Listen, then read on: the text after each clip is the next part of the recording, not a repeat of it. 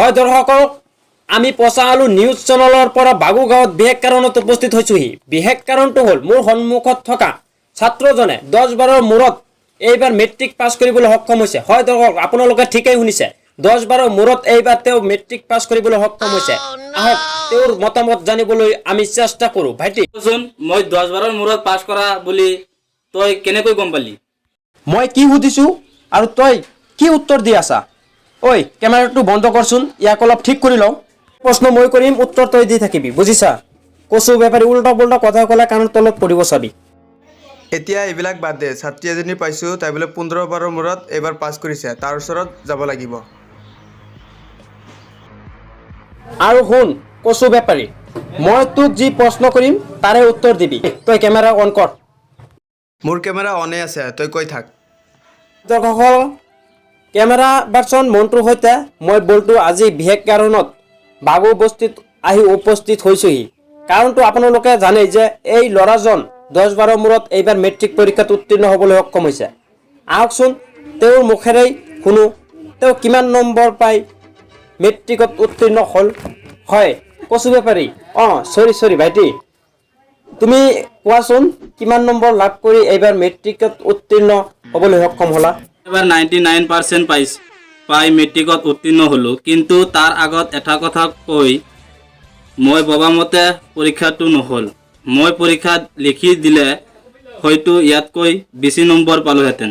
সকলক আপোনালোকে তেওঁ নিজ মুখেৰে শুনিলে যে তেওঁ 99% পায়ো সক্ষম নহ'ল বুলি কৈছে। তেওঁ পৰীক্ষাত লিখিলে ইয়াতকৈও বেছি নম্বৰ পালেহেঁতেন এই বুলি মন্তব্য কৰিলে। আপোনালোকে তেওঁৰ নিজ মুখেৰে শুনিলে। তই অলপ কেমেৰাটো বন্ধ কৰচোন, ইয়াক অলপ মই ঠিক কৰি লওঁ। তই কি কৈ আছ কচুৰ বেপাৰী? 99% পায়ো তই সুখী নহয়? তালে 10 বাৰ পৰীক্ষা দি তই ইমান নম্বৰ নাপাৰিলি হয়।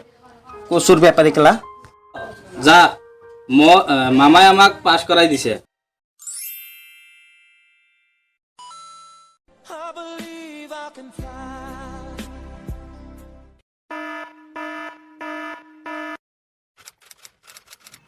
বছ, এইজনী ছোৱালী নেকি?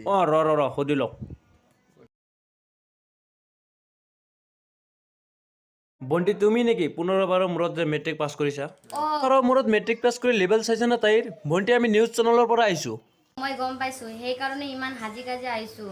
মই লেমৰ পোহৰত নহয়, জোনাকীৰ পোহৰত পঢ়িখিনি ইমান কষ্ট কৰি পাছ কৰিছোঁ। সেই মনে থাকা, লেমৰ পোহৰ জোনাকৰ পোহৰ এইবোৰ বাদ দিয়া, আমি যি সুধিম তাৰ উত্তৰ দিয়া। দৰ্শকসকল, আমি পচা আলু নিউজ চেনেলৰ পৰা আপোনালোকক দেখুৱাই আছোঁ বিশেষ পৰীক্ষাৰ্থীৰ কাহিনী। কেমেৰা পাৰ্চন মন্টুৱে দেখুৱাই আছে এজনী ছাত্ৰীজনী 15-12ৰ মূৰত মেট্ৰিক পৰীক্ষাত পাছ কৰিছে। আহকচোন তাইৰ মনৰ ভাৱ শুনো। হয় বন্তি, তুমি কিমান নম্বৰ লাভ কৰি উত্তীৰ্ণ হ'লা? হয় বন্তি, তুমি প্ৰথমে কোৱা, তুমি এতিয়া কি কৰি আছা? মই এতিয়া আদা বগলৰ লগত কথা পাতি আছোঁ। উল্টা কথা নকবি, আমি নিউজৰ মানুহ হয়। মোক যি সুধিছে মই তাকেই কৈছোঁ।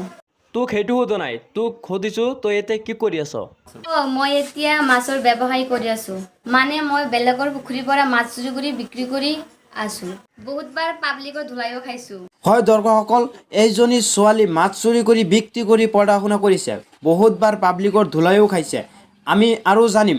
হয় বন্তি, তুমি কিমান নম্বৰ লাভ কৰি উত্তীৰ্ণ হ'লা? বেপাৰী, তুমি কোৱা। চৰি ভন্টি, তুমি কোৱা। হয়, মই এইবাৰ কোনোমতে 180 নম্বৰৰ উত্তীৰ্ণ হ'লোঁ। তুমি সুখী নে? হয়, মই সুখী হোৱা নাই। যদি পৰীক্ষা হ'লেহেঁতেন আৰু ভালদৰে ৰিজাল্টটো হ'লে হয়, ভালদৰে লিখিব পালে হয়, সেইকাৰণে ইমান ভাল। 15-12তে পাছ কৰিব পৰা নাই, এইবাৰ পাছ কৰি আকৌ লেবেল মাৰি আছে। দাদা মই ৰাতি টিভিত দেখা পামনে? আকৌ টিভিত দেখা পাব লাগে। দাদা খং কৰা কিয়? কিবা এটা মিলাই লওক। কি মিলাই ল'ম? দুটামান মাছ লৈ যাওক, দি আছোঁ। সোনকালে আন।